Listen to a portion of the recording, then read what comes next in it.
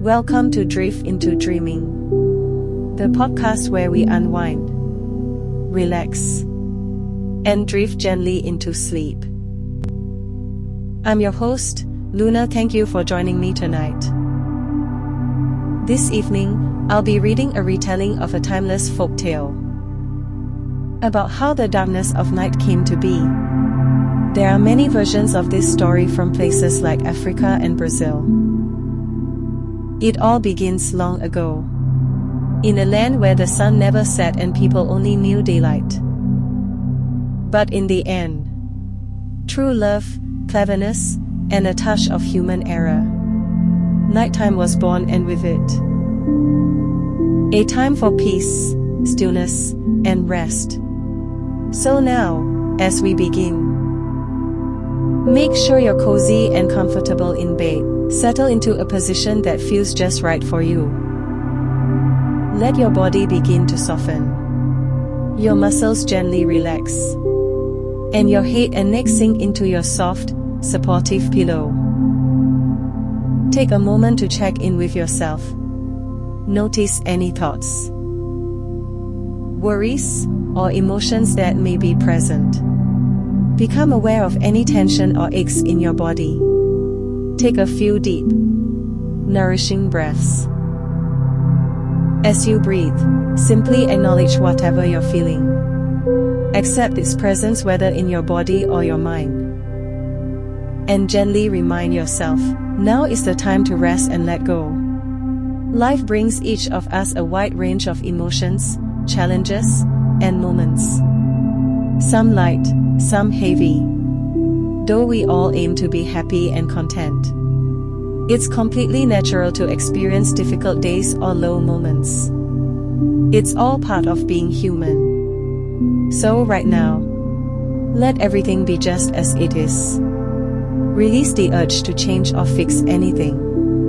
Allow yourself to simply rest and be. Take one more deep breath in, and slowly release it, letting the air flow out with ease. Now return to the natural rhythm of your breath. Let each inhale and exhale become softer, slower. As you drift closer to sleep, I will guide you into tonight's magical tale. Weary traveling far back in time, back to a world so new, where day and night had yet to meet. This is a story filled with wonder. A bedtime journey into a time when gods, goddesses, people, and animals all shared the earth. And in this world, day and night were not opposites, they were strangers. That doesn't mean there was no light or darkness, but the two could never be found together. On land, daylight reigned endlessly. The sun blazed across golden sands, and both people and animals lived in constant brightness. They never slept, for they never knew the calm of night. Meanwhile, the darkness had its home far beneath the waves, in the quiet depths of the ocean. There, in shadowy canyons and among the coral reefs, life flourished in vibrant colors. Untouched by sunlight, the creatures of the sea didn't need the sun. They were content thriving in the cool, peaceful dark. It was their world, and it was all they'd ever known. Ruling over this deep and silent kingdom was the Serpent King, a wise and ancient being. Under his watch, the ocean followed its own eternal rhythm, and the cycle of marine life moved forward as it always had. The Serpent King did not interfere with the people of the land.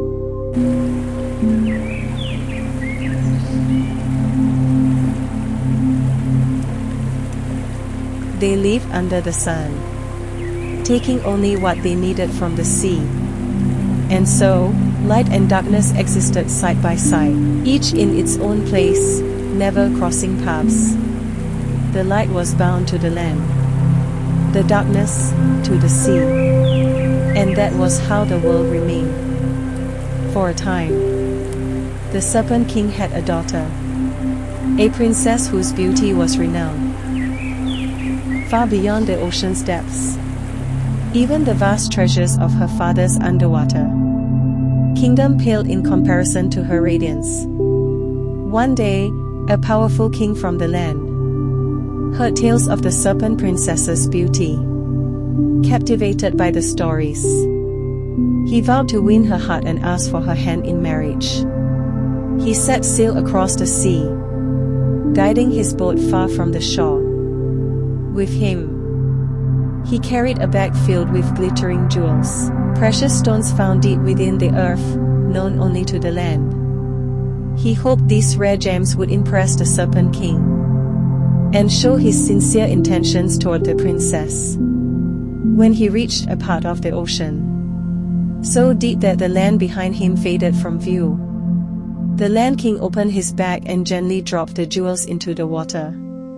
One by one, the sparkling stones tumbled down through the currents, sinking slowly into the Serpent King's underwater domain. He was deeply impressed by the rare and beautiful offering. Moved by the gesture, the Serpent King allowed his daughter to rise to the surface, so she could thank the stranger herself. As she appeared beside the boat, the Land King saw that the stories had been true. If anything, they had fallen short. Her hair flowed like seaweed in a gentle tide, and her eyes shimmered with the blues and greens of the ocean itself. She was more beautiful than anyone he had ever known. The princess, too, was taken with the king from the land.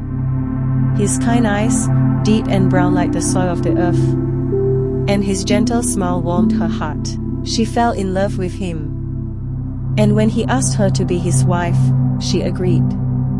Though the Serpent King felt sorrow at the thought of losing his beloved daughter, he saw the love between them and believed the Land King to be worthy. With a heavy heart, he gave his blessing. Their wedding took place at the shoreline, where the waves kissed the warm, golden sand. The creatures of the ocean gathered near to watch as the two worlds came together. From the vibrant coral reefs below, dolphins leapt joyfully from the waves, celebrating the union. Up on the shore, hummingbirds and parrots filled the air with their sweet calls, honoring the arrival of their new queen. Even the majestic jaguars, hidden in the trees, watched in silent approval. When the ceremony ended, the king took his ocean bride by the hand and guided her through the emerald jungle toward his sunlit palace.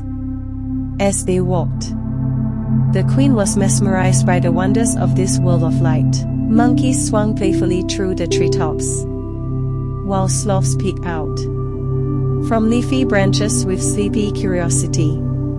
Anteaters and armadillos wandered peacefully across the forest floor. The queen watched them all in delight, enchanted by every creature in her new land. The king, a kind and noble man, welcomed her into his grand palace, a place built to honor the sun itself. The palace gleamed with golden stone, its white arches and white verandas open to the light from every side. Sunlight poured in through tall windows, and the walls and floors glowed with warmth, casting not a single shadow. At first, the queen was content in her new home, basking in the joy of love and discovery. But over time, the endless brightness began to wear on her.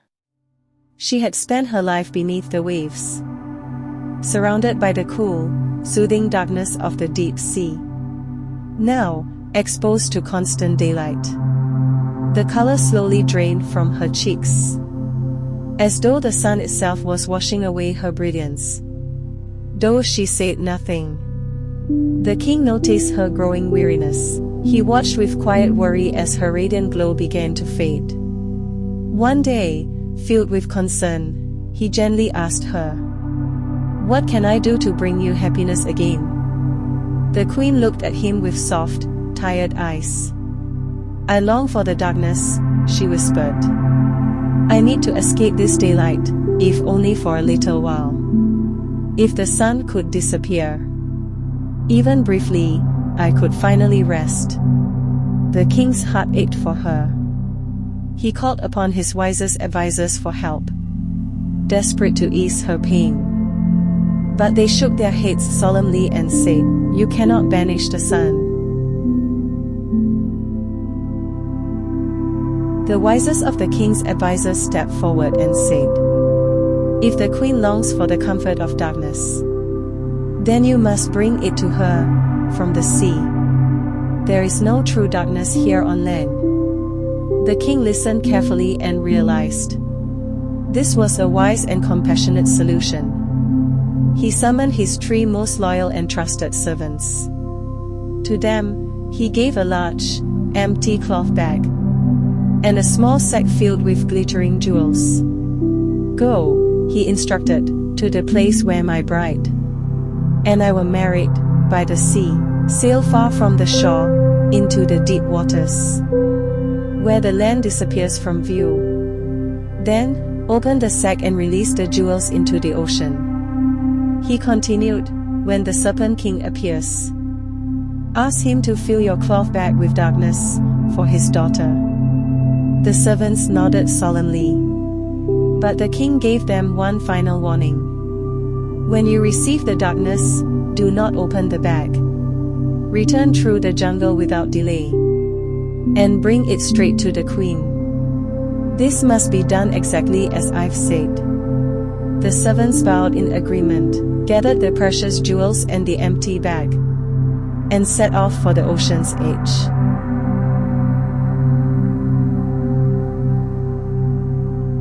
They arrived at the shore, where the sea met the land, and watched the waves shimmer beneath the sun. Climbing into their small boat, they began to row, taking turns as they made their way far. Far from land, they rowed until the coastline was no more than a faint line on the horizon. When they reached the deepest part of the sea, they opened the velvet sack of jewels. One by one, they dropped the gleaming stones into the ocean. Rubies, emeralds, and diamonds caught the sunlight before vanishing into the cool, blue depths. For a few tense moments, the servants wondered if their gift had gone unnoticed, if the treasure had been lost in vain. But then, beneath the rippling surface, a dark shade began to rise. Larger and larger it grew, until finally the Serpent King emerged from the deep, his massive form rising above the boat. His scales shimmered in 1,000 colors, reflecting the light in every hue. In a voice like distant thunder, he asked, "Why have you summoned me?" One of the servants stepped forward and bowed. "We bring a message from our king," he said respectfully. "Your daughter is now queen of the land, but she is growing weak in the endless daylight. She longs for the peace and comfort of the shadows. Our king begs you to fill this bag with darkness, so we may carry it to her."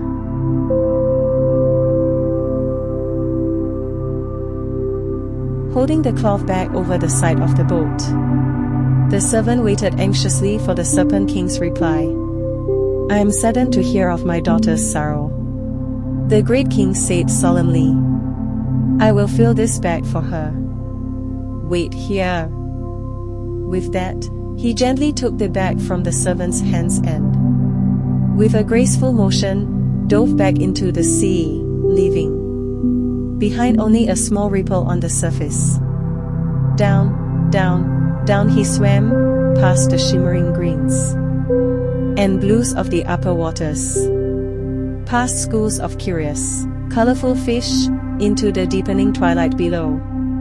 Tiny bubbles rose behind him, drifting upward like silver pearls.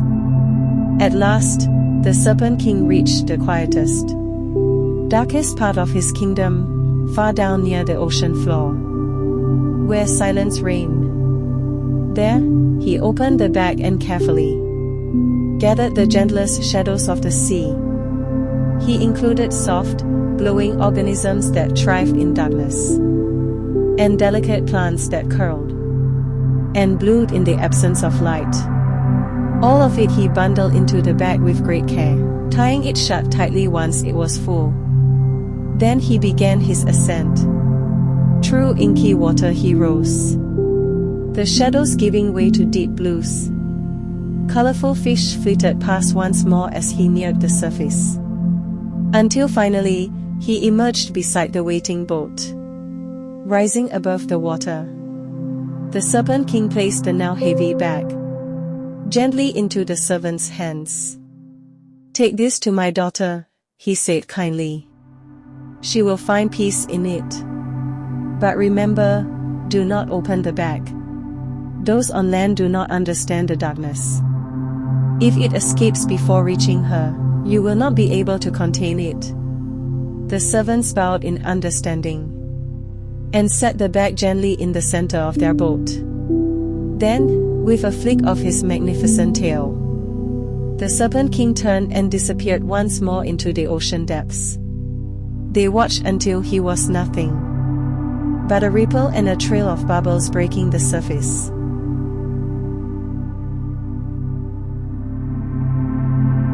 With quiet reverence, the servants began their long journey back to shore. One by one, they took turns rowing, but none could keep their eyes off the mysterious bag resting at their feet. It was full, without a doubt. Every so often, it seemed to stir on its own, shifting slightly, making the faintest sounds, even causing a tiny splash. Whatever it held, they knew it was alive with the calm, powerful essence of the deep. Every now and then, the servants thought they heard animal-like sounds coming from inside the bag. Having spent their whole lives on land, these unfamiliar noises stirred both their curiosity and unease.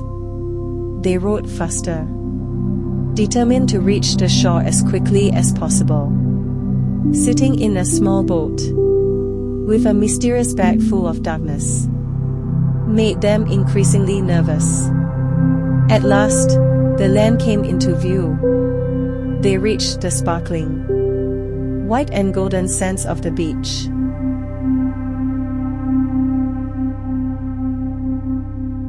They pulled the boat onto the shore and stepped onto solid ground, grateful for its comfort.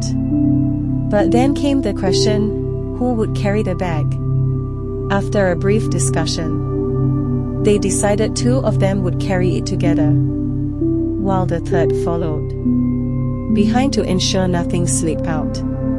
And so, they began the long trek back to the palace, moving carefully through the lush rainforest.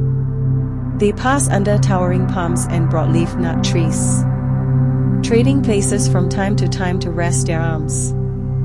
As the journey continued, their nerves grew. The bag seemed to twitch now and then. It gave off occasional sounds, soft, strange, and entirely unfamiliar.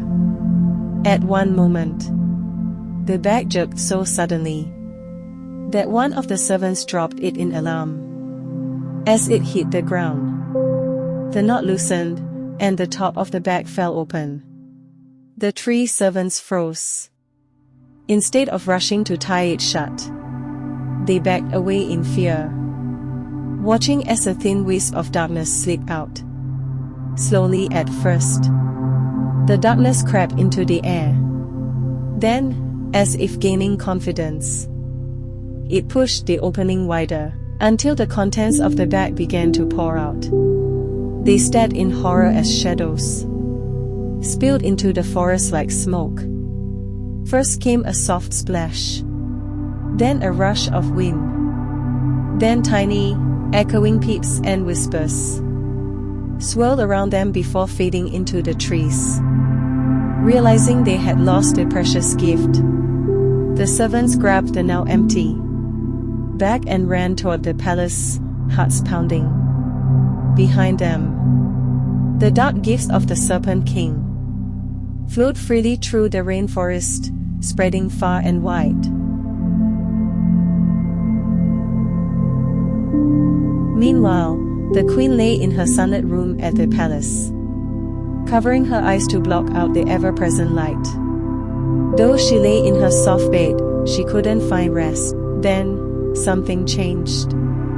She felt a shift, as if a shadow had passed across her room. Curious, she pulled her hand from her face and sat up, gazing out past the white veranda. What she saw took her breath away. A dark cloud was rising from the distant jungle, spreading across the land like twilight. It crept steadily in her direction, leaving pools of shadow in its path. At the edge of the cloud, twilight bathed the world in a dusky glow.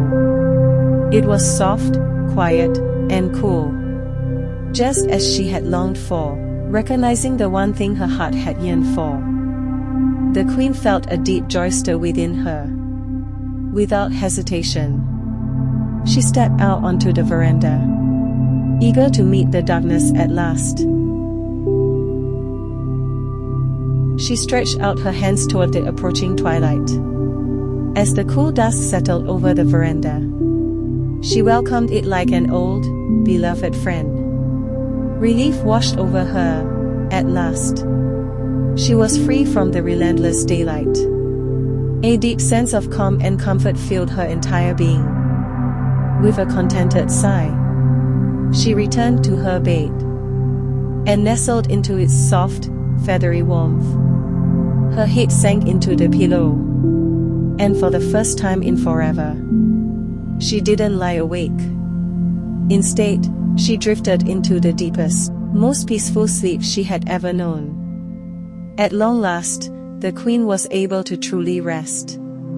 Later, after the last light of day had faded, the servants returned, quiet and ashamed. With heartfelt apologies, they confessed to the king that they had accidentally opened the bag of darkness.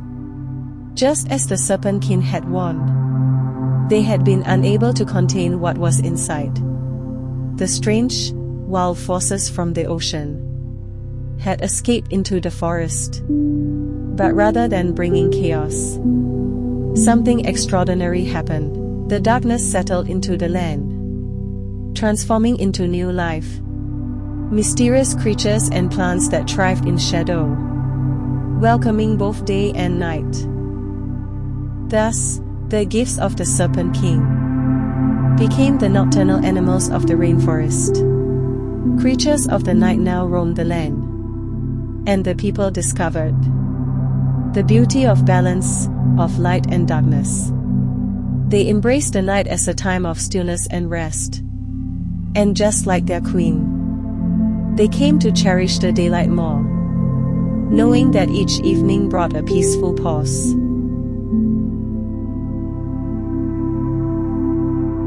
As for the queen, her beauty returned, along with her joy. Each day, she wandered the sunny paths of her kingdom, and each evening, she welcomed the twilight with deep gratitude. Lying on her soft bed beneath snowy white linens, she would close her eyes and drift into a sea of dreams, while the exotic sounds of night creatures whispered through her open window.